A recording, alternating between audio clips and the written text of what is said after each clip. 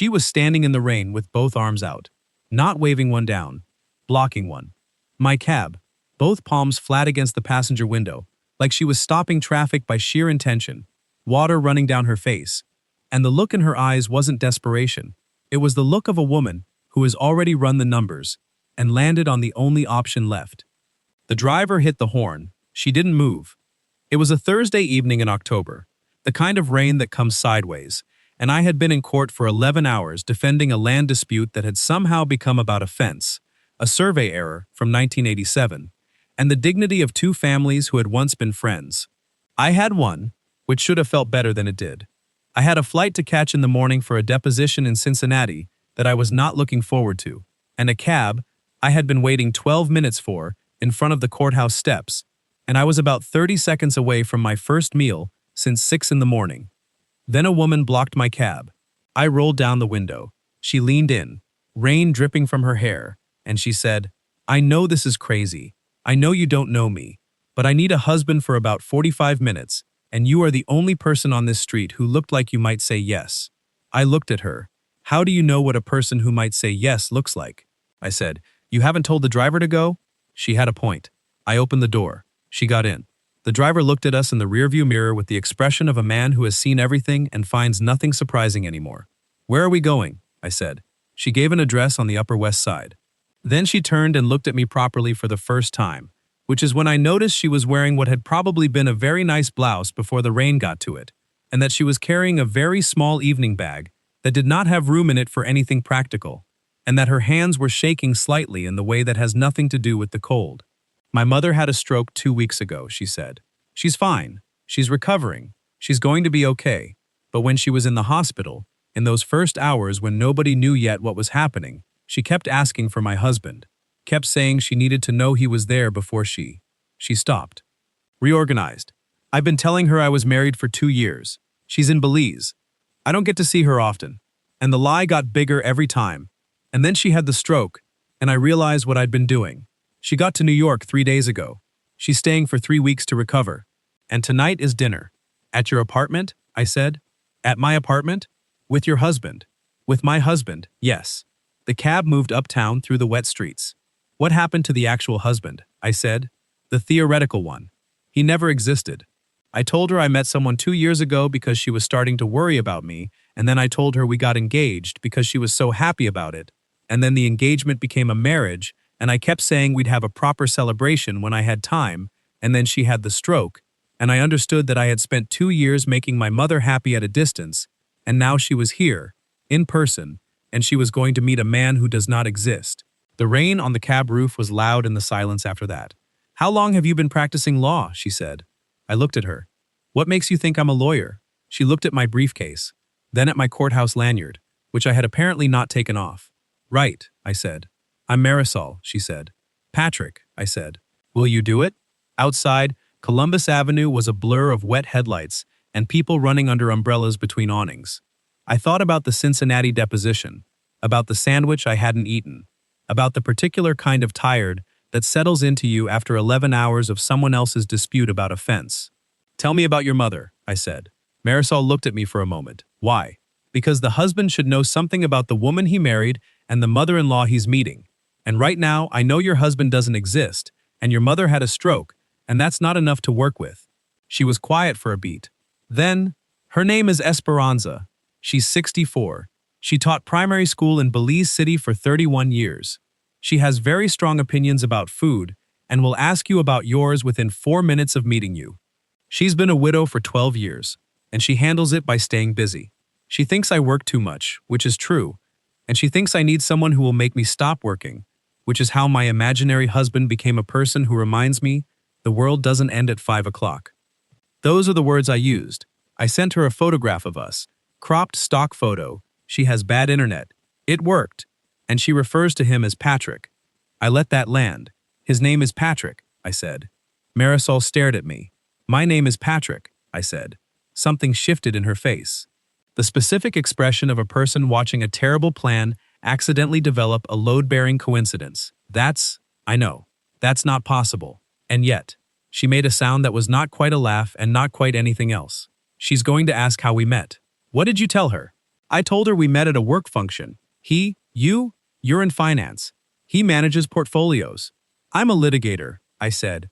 I've never managed a portfolio in my life. Can you fake it? I spend 11 hours a day convincing people of things I may or may not personally believe, I said. I think I can explain a portfolio. She looked at me for a long moment in the back of that cab, the rain coming down, the city going past, and I could see her running the calculation. Who this stranger was, what she was asking, whether this was the worst idea she had ever had, or just the most desperate. You could say no, she said. You should probably say no. Probably, I said. So why aren't you? I thought about how to answer that honestly without sounding like a man who is about to cry about his mother, which is not a thing I plan to do in a cab with a stranger. My mother died 16 months ago. Breast cancer, 14 months from diagnosis. She was 71 and small, and had the specific stubbornness of a woman who had raised 3 children on a postal worker's salary and did not intend to be defeated by anything, up to and including a disease that defeated her. In the last weeks, in the hospital, there was a night when she held my hand and said, "Patrick, the worst thing in the world would be if the work was all there was. Promise me there's more than the work." I said there was. I wasn't sure it was true. What I said to Marisol was simpler than all of that. I said, "I haven't done anything impractical in a long time. I think I'm overdue." She searched my face for a moment. Then she nodded once, the way she probably nodded in negotiations when she'd gotten what she needed and was ready to proceed. "She'll hug you when she meets you," Marisol said. "She hugs everyone. Don't look surprised." "I won't. She'll want to know if you're eating well. It's not small talk. She'll actually want to know. I'll tell her about the sandwich I haven't eaten. That's going to concern her." "Good," I said. "Then she'll feed me." Another almost laugh.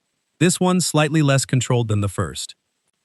Esperanza Reyes opened the door before Marisol finished unlocking it, which told me she had been listening for footsteps, and she was smaller than I expected, and her eyes went straight to me with an intensity that made me understand immediately where Marisol had gotten hers. She had gray-streaked black hair pulled back, and one side of her face still showed the faint asymmetry that strokes sometimes leave behind, and she was holding a dish towel because she had been cooking, and she looked at me the way mothers look at the people their children have chosen. The full assessment, done in 2 seconds, filed permanently. Then she put her arms around me. She was perhaps 5 feet tall. The hug was surprisingly firm. "Patrick," she said, finally. Over her shoulder, I caught Marisol's face. The expression of a woman watching a lie becomes something more complicated than a lie. "It's good to meet you," I said, into Esperanza's shoulder. And the thing I wasn't prepared for was that it was true. She fed us, which I had predicted. She had made rice and stewed chicken with achiote, and peppers that filled the apartment with something that smelled like it had been cooking all afternoon. And she asked me about the food within 3 minutes, which Marisol had also predicted, and I told her it was the best thing I'd eaten in recent memory, which was not performance. I had not eaten since 6 in the morning. She asked about my work. I told her I was in finance, and I explained it vaguely enough that it could have applied to almost anything, and Esperanza nodded in a way that suggested she was filing it and would return to it later. She asked how Marisol and I had met. Marisol said, "At a work event," and Esperanza looked at me as if she wanted to hear it from me specifically. "She was the most prepared person in the room," I said, and the room was full of people who had been preparing for weeks. Esperanza smiled. "That sounds like her. She had a binder," I said. "She has always had a binder," Esperanza said, with the warmth of a woman confirming something she has known for 30 years. Marisol was looking at the table. The dinner went on. Esperanza told a story about Marisol at 9 years old, organizing the neighborhood children into a formal complaint process about the hours of the corner shop, complete with a petition and a scheduled meeting with the owner, who was so charmed he gave them all free juice and agreed to open an hour earlier. Marisol said the story wasn't relevant. Esperanza said it was very relevant. I said I needed the full details, and Esperanza provided them. At some point she looked at me directly across the table and said, "Are you good to her?" The question was plain. No cushioning around it. I looked at Marisol, who was looking at me, and I thought about the cab and the rain, and both her palms flat against the window, and the shaking hands, and the 2 years of a story she'd built to keep her mother from worrying. And I thought about what it meant to know someone for 45 minutes and understand something true about them anyway. "I try to be," I said. Esperanza studied me for a moment with those direct, dark eyes. "Good," she said. "That's the right answer. The ones who say yes too fast, I don't trust." After dinner, Marisol washed dishes, and I dried them, which Esperanza supervised from the kitchen table with a cup of tea, and she asked me questions at what I can only describe as a sustained investigative pace. Where did I grow up? What were my parents like? Did I have siblings? What did I believe about things that mattered? I answered all of it, the real answers, because there was something about Esperanza Reyes that made performing seem not just dishonest, but beside the point.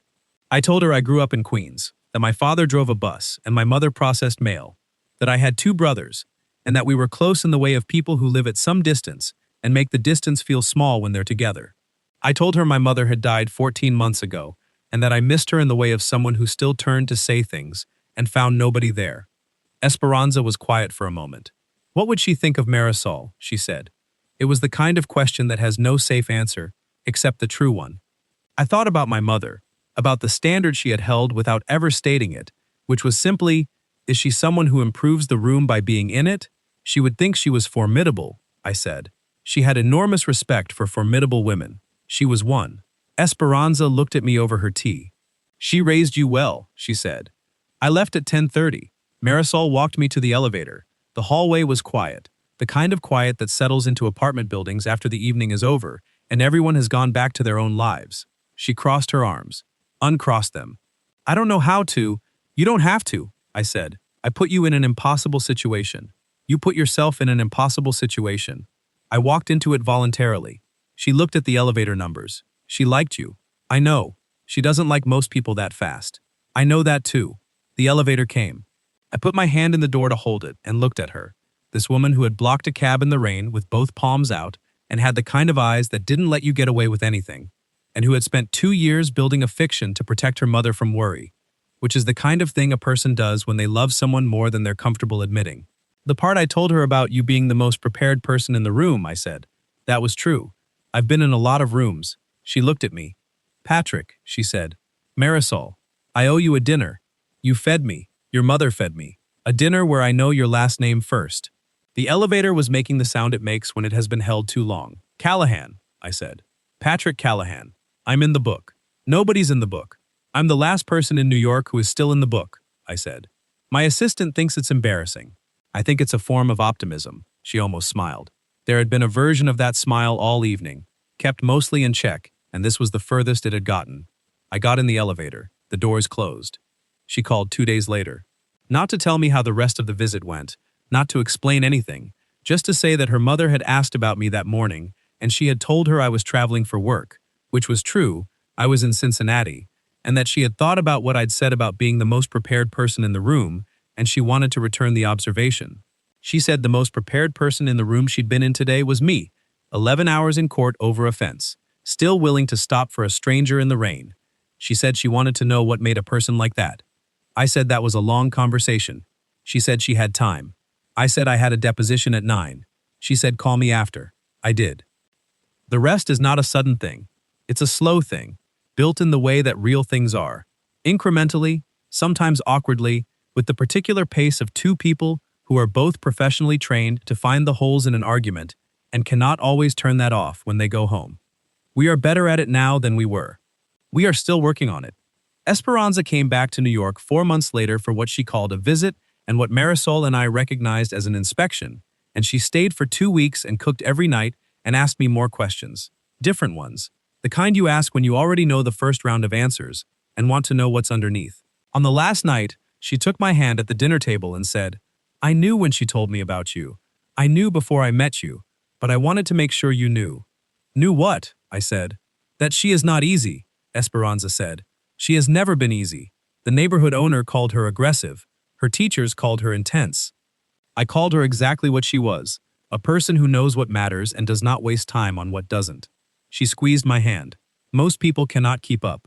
The ones who can are worth keeping. I looked at Marisol, who was looking at her plate with the expression she gets when something is affecting her, and she has not decided yet to let it show. I'm a litigator, I said. I find it difficult to be outpaced. Esperanza laughed. An actual laugh, full and complete. The laugh of a woman who has found exactly what she was looking for and is not going to pretend otherwise. She was right. For the record, Marisol is not easy. She is also the clearest thinker I have encountered in 37 years of arguing for a living, and she still has a binder for everything, and she still blocks things when she needs to. Cabs, unfair arguments, the particular kind of work creep that used to mean I'd miss dinner 3 times before I noticed. She blocked a cab in the rain with both palms flat against the window because she needed something, and she ran out of conventional options, and she made a decision. I have spent my entire career making arguments for why people's decisions were or weren't defensible. Marisol's decision to stop that cab is the most defensible thing I have ever seen a person do. I drove past that corner on a Tuesday, about 6 months after it happened. Same October weather, almost. Rain coming sideways. I looked at the spot on the street where she'd been standing, and I thought about how I almost told the driver to go around her. How close that was. How completely ordinary it would have been to just go around. Some version of me went around her, and went home and ate the sandwich and woke up the next morning the same man he'd been the night before. I'm glad I'm not him. My mother asked me to promise her the work wasn't all there was. It isn't, Mom. I know that now. The rest of the story is still going. I'll take that.